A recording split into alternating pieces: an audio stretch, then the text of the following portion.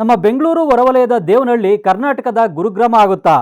ದೆಹಲಿಯ ಪಕ್ಕದ IT city ಗುರುಗ್ರಾಮದ ಮಾದರಿಯಲ್ಲಿ ದೇವನಹಳ್ಳಿ ಕೂಡ ಬೆಳವಣಿಗೆ ಆಗುತ್ತಾ?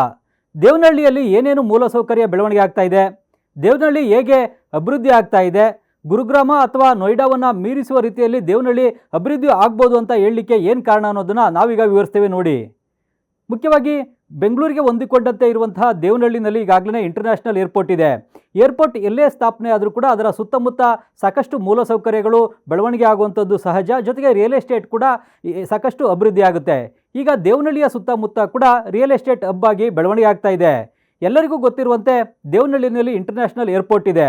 17 ವರ್ಷದ ಹಿಂದೆ ಇಂಟರ್ನ್ಯಾಷನಲ್ ಏರ್ಪೋರ್ಟ್ ಆರಂಭವಾದ ಬಳಿಕ ದೇವನಹಳ್ಳಿಯ ಚಿತ್ರಣವೇ ಈಗ ಬದಲಾಗಿದೆ. ಏರ್ಪೋರ್ಟ್ನಿಂದಾಗಿ ದೇವನಹಳ್ಳಿಗೆ ದೊಡ್ಡ ದೊಡ್ಡ ಐಟಿ ಕಂಪ್ನಿಗಳು ಬರ್ತಾ ಇವೆ. ಈಗಾಗಲೇ ಸಾಕಷ್ಟು ಐಟಿ ಕಂಪ್ನಿಗಳು ಏರ್ಪೋರ್ಟ್ ಸುತ್ತಮುತ್ತ ಆರಂಭವಾಗಿವೆ. ದಾಬಸ್ಪೇಟೆ, ದೊಡ್ಡಬಳ್ಳಾಪುರ ಮೂಲಕ ದೇವನಹಳ್ಳಿ ಮೂಲಕವೇ ಸ್ಯಾಟಲೈಟ್ ಟೌನ್ ರಿಂಗ್ ರೋಡ್ ಹಾದು ಹೋಗಿದೆ. ಈಗಾಗಲೇ ಈ ಸ್ಯಾಟಲೈಟ್ ಟೌನ್ ರಿಂಗ್ ರೋಡ್ನಲ್ಲಿ 6 ಪಥದ ಹೆದ್ದಾರಿನಲ್ಲಿ ವಾಹನಗಳು ಕೂಡ ಸಂಚರಿಸ್ತಾ ಇವೆ.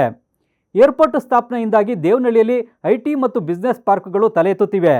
ಈಗಾಗಲೇ ದೇವನಹಳ್ಳಿ ಏರ್ಪೋರ್ಟ್ ಸುತ್ತಮುತ್ತ ಐಟಿ ಇನ್ವೆಸ್ಟ್ಮೆಂಟ್ ರೀಸನ್ ನಿರ್ಮಾಣಕ್ಕಾಗಿ 1000 ಎಕರೆ ಭೂಮಿಯನ್ನು ಕೆಎಡಿಬಿ ಸ್ವಾಧೀನಪಡಿಸಿಕೊಂಡಿದೆ. ಇದರಿಂದಾಗಿ ದೇವನಹಳ್ಳಿ ಪ್ರೈಮ್ ಇನ್ವೆಸ್ಟ್ಮೆಂಟ್ ಹಬ್ ಆಗಿ ರೂಪುಗೊಳ್ತಾ ಇದೆ. ದೇವನಹಳ್ಳಿಗೆ ದೆಹಲಿ ಪಕ್ಕದ ಗುರುಗ್ರಾಮದಂತೆ ರೆಸಿಡೆನ್ಷಿಯಲ್ ಮತ್ತು ಬಿಸ್ನೆಸ್ ಹಾಟ್ಸ್ಪಾಟ್ ಆಗಿ ರೂಪುಗೊಳ್ಳುವ ಸಾಮರ್ಥ್ಯ ಇದೆ. ದೇವನಹಳ್ಳಿಯಲ್ಲಿ ಇನ್ಫ್ರಾಸ್ಟ್ರಕ್ಚರ್ ಬೇಗವಾಗಿ ಬೆಳವಣಿಗೆ ಆಗ್ತಾ ಇದೆ. ಇದರಿಂದ ಕಂಪನಿಗಳು ನೆಲೆಯೂರ್ತಾ ಇದ್ದು ಉದ್ಯೋಗಾವಕಾಶಗಳು ಕೂಡ ಸೃಷ್ಟಿಯಾಗ್ತಾ ಇವೆ. ದೇವನಹಳ್ಳಿ ಮೇಲೆ ಇದರಿಂದ ಹೂಡಿಕೆದಾರರ ವಿಶ್ವಾಸ ಕೂಡ ಹೆಚ್ಚಾಗಿದೆ. 2008ರಲ್ಲಿ ದೇವನಹಳ್ಳಿಯಲ್ಲಿ ಏರ್ಪೋರ್ಟ್ ಆರಂಭವಾದ ಬಳಿಕ ದೇವನಹಳ್ಳಿಯ ಮೂಲಸೌಕರ್ಯ ಬೆಳವಣಿಗೆಯು ವೇಗವಾಗಿ ಆಗ್ತಾ ಇದೆ. ಆಟೋ ಪೈಲಟ್ ಮೋಡ್ನಲ್ಲಿ ದೇವನಹಳ್ಳಿಯ ಮೂಲಸೌಕರ್ಯ ಬೆಳವಣಿಗೆ ಆಗ್ತಾ ಇದೆ. ಜಂಗಮಕೋಟೆ ಬಳಿ ಟೆಕ್ ಪಾರ್ಕ್ ಆರಂಭವಾಗ್ತಿದೆ. ಕೆಡಿಬಿಯು robotics, electronics, artificial intelligence, electrical vehicle, semiconductor, aerospace ಕೈಗಾರಿಕೆಗಳಿಗಾಗಿ ಬರೋಬ್ಬರಿ 3000 ಎಕರೆ ಭೂಮಿಯನ್ನು ಸ್ವಾಧೀನಪಡಿಸ್ಕೊಳ್ತಾ ಇದೆ. 2023ಕ್ಕೆ ದೇವನಹಳ್ಳಿಯ ಏರ್ಪೋರ್ಟ್ ನಿರ್ಮಾಣವಾಗಿ 15 ವರ್ಷ ಪೂರ್ತಿಯಾಗಿದೆ. ಕಳೆದ 2 ವರ್ಷದ ಅವಧಿಯಲ್ಲಿ ದೇವನಹಳ್ಳಿಯ ಪ್ರಾಪರ್ಟಿ ವ್ಯಾಲ್ಯೂ 15ರಿಂದ 20ರಷ್ಟು ಏರಿಕೆಯಾಗಿದೆ. ದೇವನಹಳ್ಳಿಯಲ್ಲಿ ದೊಡ್ಡ ದೊಡ್ಡ ಕೈಗಾರಿಕೆ, ಉದ್ಯಮ, ಬಿಸ್ನೆಸ್ ಪಾರ್ಕ್ ಸ್ಥಾಪನೆ ಹಾಗೂ ಮೂಲಸೌಕರ್ಯ ಬೆಳವಣಿಗೆಯಿಂದಾಗಿ ದೇವನಹಳ್ಳಿಯ ಪ್ರಾಪರ್ಟಿಗಳ ವ್ಯಾಲ್ಯೂ ಕೇವಲ 2 ವರ್ಷದಲ್ಲಿ 15ರಿಂದ 20ರಷ್ಟು ಏರಿಕೆಯಾಗಲು ಕಾರಣವಾಗಿದೆ. ಬೆಂಗಳೂರಿನ ಕ್ರೆಡೈ ಘಟಕದ ಅಮರ್ ಅವರು ಹೇಳೋ ಪ್ರಕಾರ ದೇವನಹಳ್ಳಿಯಲ್ಲಿ ಮುಂದಿನ 1 ವರ್ಷದಲ್ಲಿ ಪ್ರಾಪರ್ಟಿ ವ್ಯಾಲ್ಯೂ 8ರಿಂದ 10ರಷ್ಟು ಏರಿಕೆಯಾಗಲಿದೆ. ದೇವನಹಳ್ಳಿಯಲ್ಲಿ ಹೂಡಿಕೆ ಕೂಡ ಹೆಚ್ಚಳವಾಗ್ತಾ ಇದೆ. ಕನೆಕ್ಟಿವಿಟಿ ಇಂಪ್ರೂವ್ ಆಗ್ತಾ ಇದೆ. ಇದರಿಂದಾಗಿ ದೇವನಹಳ್ಳಿ ಎಕನಾಮಿಕ್ ಹಾಗೂ ಕಮರ್ಷಿಯಲ್ ಮತ್ತು ರೆಸಿಡೆನ್ಷಿಯಲ್ ಹಾಟ್ಸ್ಪಾಟ್ ಆಗ್ತಾ ಇದೆ. ಮುಂದಿನ 5 ವರ್ಷಗಳಲ್ಲಿ ದೇವನಹಳ್ಳಿ ಕರ್ನಾಟಕದ ಗುರುಗ್ರಾಮ ಅಥವಾ ನೋಯ್ಡಾ ಆಗಿ ರೂಪುಗೊಳ್ಳುವುದನ್ನು ನಾವು ನೋಡ್ಬೋದು ಅಂತ ಬ್ರೋಕರ್ ಇನ್ ಬ್ಲೂ ಕಂಪನಿಯ real estate officer Manjesh Rao ಹೇಳಿದ್ದಾರೆ. ಇನ್ನು ದೇವನಹಳ್ಳಿಯಲ್ಲಿ ಹೌಸಿಂಗ್ ಪ್ರಾಜೆಕ್ಟ್ಗಳ ಬಗ್ಗೆ ನೋಡೋದಾದರೆ ದೇವನಹಳ್ಳಿಯಲ್ಲಿ ಇನ್ನೂ ಹೆಚ್ಚಾಗಿ ಅಪಾರ್ಟ್ಮೆಂಟ್ಗಳು ನಿರ್ಮಾಣ ಆಗಿಲ್ಲ. ಆದರೆ ಸೈಟು, ಟೌನ್ಶಿಪ್, ಕಮರ್ಷಿಯಲ್ ಸೈಟ್ಗಳು, ಪ್ರಾಜೆಕ್ಟ್ಗಳು ಹೆಚ್ಚಾಗಿ ನಿರ್ಮಾಣವಾಗ್ತಾ ಇವೆ. ದೇವನಹಳ್ಳಿಯಲ್ಲಿ ಖಾಲಿ ಸೈಟ್ಗೆ ಚದರಡಿಗೆ 5,000 ರೂಪಾಯಿಯಿಂದ 7,000 ರೂಪಾಯಿವರೆಗೆ ಬೆಲೆ ಇದೆ. ಸ್ಯಾಟಲೈಟ್ ಟೌನ್ ರಿಂಗ್ ರೋಡ್ ಸುತ್ತಮುತ್ತ ಸೈಟ್ ಬೆಲೆ ಚದರಡಿಗೆ 7,000 ರೂಪಾಯಿ ಇದೆ. ಸ್ಯಾಟಲೈಟ್ ಟೌನ್ ರಿಂಗ್ ರೋಡ್ನ ಅಕ್ಕಪಕ್ಕ ಖಾಲಿ ಸೈಟ್ಗಳೇ ಈಗ ಸಿಗ್ತಾ ಇಲ್ಲ. ಆದರೆ ಕೆಲವು ಸೈಟ್ಗಳು ರೀಸೇಲ್ ಆಗ್ತಾ ಇವೆ.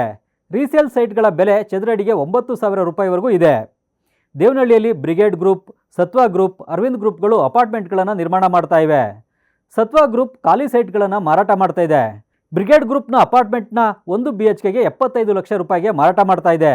3 BHK ಪ್ಲಾಟ್ಗೆ 1.5 ಕೋಟಿ ರೂಪಾಯಿ ಬೆಲೆ ಇದೆ. ಅನ್ರಾಕ್ ಡಾಟಾದ ಪ್ರಕಾರ ದೇವನಹಳ್ಳಿಯಲ್ಲಿ ಕಳೆದ 6 ವರ್ಷಗಳಲ್ಲಿ ಪ್ರಾಪರ್ಟಿ ವ್ಯಾಲ್ಯೂ 49ರಷ್ಟು ಏರಿಕೆಯಾಗಿದೆ. ಉತ್ತರ ಬೆಂಗಳೂರಿನಲ್ಲಿ ನಿರ್ಮಾಣವಾಗ್ತಾ ಇರುವ ಅಪಾರ್ಟ್ಮೆಂಟ್ ಪ್ಲಾಟ್ಗಳ ಪೈಕಿ 15ರಷ್ಟು ದೇವನಹಳ್ಳಿಯಲ್ಲಿ ನಿರ್ಮಾಣ ಆಗಿ ಪೂರೈಕೆ ಆಗ್ತಾ ಇರೋದು ವಿಶೇಷ. ಹೊಸದಾಗಿ ಲಾಂಚ್ ಆಗ್ತಾ ಇರುವ ಅಪಾರ್ಟ್ಮೆಂಟ್ ಪ್ಲಾಟ್ಗಳ ಬೆಲೆ 1 ಕೋಟಿ ರೂಪಾಯಿಯಿಂದ ಹಿಡಿದು 4ರಿಂದ 5 ಕೋಟಿ ರೂಪಾಯಿವರೆಗೂ ಇದೆ. ದೇವನಹಳ್ಳಿಯಲ್ಲಿ ಇನ್ನೂ ಹೆಚ್ಚಿನ ಪ್ರಮಾಣದಲ್ಲಿ ಖಾಲಿ ಭೂಮಿ ಲಭ್ಯ ಇದೆ. ಹೀಗಾಗಿ ಮುಂದಿನ ಗುರುಗ್ರಾಮ ಅಥವಾ ನೋಯ್ಡಾ ಆಗಿ ರೂಪುಗೊಳ್ಳಲು ಸಾಧ್ಯ ಇದೆ. ರಿಯಲ್ ಎಸ್ಟೇಟ್ ಡೆವಲಪರ್ಗಳು ಇಂಟಿಗ್ರೇಟೆಡ್ ಟೌನ್ಶಿಪ್ಗಳನ್ನು ನಿರ್ಮಾಣ ಮಾಡ್ತಾ ಇದ್ದಾರೆ. ಅಂದರೆ ಶಾಪಿಂಗ್ ಮಾಲ್, ಎಂಟರ್ಟೈನ್ಮೆಂಟ್ಗಾಗಿ ಸಿನಿಮಾ ಥಿಯೇಟರ್, ವಿಲ್ಲಾಗಳನ್ನು ನಿರ್ಮಿಸ್ತಾ ಇದ್ದಾರೆ. ಸದ್ಯ ರೆಸಿಡೆನ್ಷಿಯಲ್ ಇನ್ವೆಸ್ಟ್ಮೆಂಟ್ಗೆ ವಾರ್ಷಿಕ 15ರಿಂದ 20ರಷ್ಟು ರಿಟರ್ನ್ಸ್ ಬರ್ತಾ ಇದೆ. IVC ರೋಡ್ನಲ್ಲಿ 3,400 ಚದುರ ಅಡಿ ವಿಸ್ತೀರ್ಣದ ವಿಲ್ಲಾಗಳಿಗೆ ಬರೋಬ್ಬರಿ 5 ಕೋಟಿ ರೂಪಾಯಿ ಬೆಲೆ ಇದೆ.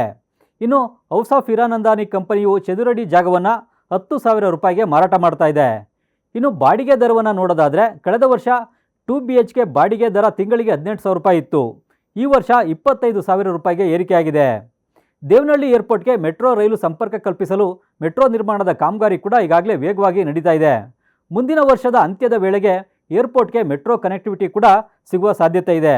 ಮೆಟ್ರೋ ಸಂಪರ್ಕ ಸಿಕ್ಕ ಬಳಿಕ ರಿಯಲ್ ಎಸ್ಟೇಟ್ ಬೆಲೆಗಳು ಮತ್ತಷ್ಟು ಏರಿಕೆಯಾಗಲಿವೆ.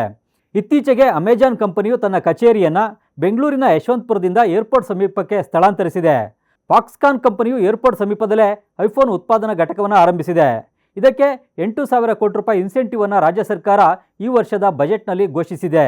ಇದೆಲ್ಲದರಿಂದ ದೇವನಹಳ್ಳಿ ಕರ್ನಾಟಕದ ಗುರುಗ್ರಾಮ ಅಥವಾ ನೋಯ್ಡಾ ಆಗಿ ರೂಪುಗೊಳ್ತಾ ಇದೆ. ಮುಖ್ಯವಾಗಿ ಗುರುಗ್ರಾಮ ಮತ್ತು ನೋಯ್ಡಾ ಈಗಾಗಲೇ ದೆಹಲಿಯ ಪಕ್ಕದಲ್ಲಿನ IT ಸಿಟಿಗಳಾಗಿ, ಸಾಫ್ಟ್ವೇರ್ ಸಿಟಿಗಳಾಗಿ, ಜೊತೆಗೆ ರೆಸಿಡೆನ್ಷಿಯಲ್ ಹಬ್ಗಳಾಗಿ ರೂಪುಗೊಂಡಿವೆ. ಅದೇ ರೀತಿಯಲ್ಲಿ ಬೆಂಗಳೂರಿನ ಪಕ್ಕದಲ್ಲೇ ದೇವನಹಳ್ಳಿ ಕೂಡ ಈಗ ಕರ್ನಾಟಕದ ಅಥವಾ ಬೆಂಗಳೂರಿನ ಮತ್ತೊಂದು ಗುರುಗ್ರಾಮ ಮತ್ತು ನೋಯ್ಡಾ ಆಗಿ ರೂಪುಗೊಳ್ಳುವಂಥ ಎಲ್ಲ ಸಾಧ್ಯತೆಗಳು ಕೂಡ ಇವೆ. ಅಂದರೆ ಈಗ ದೇವನಹಳ್ಳಿನಲ್ಲಿ ಮುಖ್ಯವಾಗಿ IT ಪಾರ್ಕ್ಗಳು, ಬಿಸ್ನೆಸ್ ಪಾರ್ಕ್ಗಳು ತಲೆ ಎತ್ತುತ್ತವೆ ಮತ್ತು ಬೆಂಗಳೂರಿನ ಒಂದು ರೆಸಿಡೆನ್ಷಿಯಲ್ ಹಬ್ ಆಗೂ ಕೂಡ ದೇವನಹಳ್ಳಿ ಬೆಳವಣಿಗೆ ಆಗುವಂತಹ ಎಲ್ಲ ಸಾಧ್ಯತೆಗಳು ಕೂಡ ಕಂಡುಬರ್ತವೆ. ಮುಖ್ಯವಾಗಿ ದೇವನಹಳ್ಳಿಯಲ್ಲಿ ಆಗ್ತಾ ಇರುವಂಥ ಮೂಲಸೌಕರ್ಯದ ಬೆಳವಣಿಗೆಗಳು, IT ಪಾರ್ಕ್ಗಳು, ಬಿಸ್ನೆಸ್ ಪಾರ್ಕ್ಗಳು ಇವೆಲ್ಲವೂ ಕೂಡ ತಲೆ ಎತ್ತುತ್ತಾ ಇರೋದ್ರಿಂದಾಗಿ ದೇವನಹಳ್ಳಿನೇ ಈಗ ಬೆಂಗಳೂರಿನ ಗುರುಗ್ರಾಮ ಅಥವಾ ನೋಯ್ಡಾ ಆಗಿ ರೂಪುಗೊಳ್ಳುವಂತಹ ಎಲ್ಲ ಸಾಧ್ಯತೆಗಳು ಕೂಡ ಕಂಡುಬರ್ತಾ ಇವೆ ಅಂತೇಳಿ ಈಗ ರಿಯಲ್ ಎಸ್ಟೇಟ್ನ ಎಕ್ಸ್ಪರ್ಟ್ಗಳೇ ಹೇಳ್ತಾ ಇದ್ದಾರೆ. ಇದೇ ಇವತ್ತಿನ ವಿಶೇಷ. ಕ್ಷಣ ಕ್ಷಣದ ಸುದ್ದಿಗಾಗಿ ನೋಡ್ತಾ ಇರಿ ನ್ಯೂಸ್ ಫಸ್ಟ್, ನಿರ್ಭೀತಿಯಿಂದ ನಿಮ್ಮ ಪರವಾಗಿ.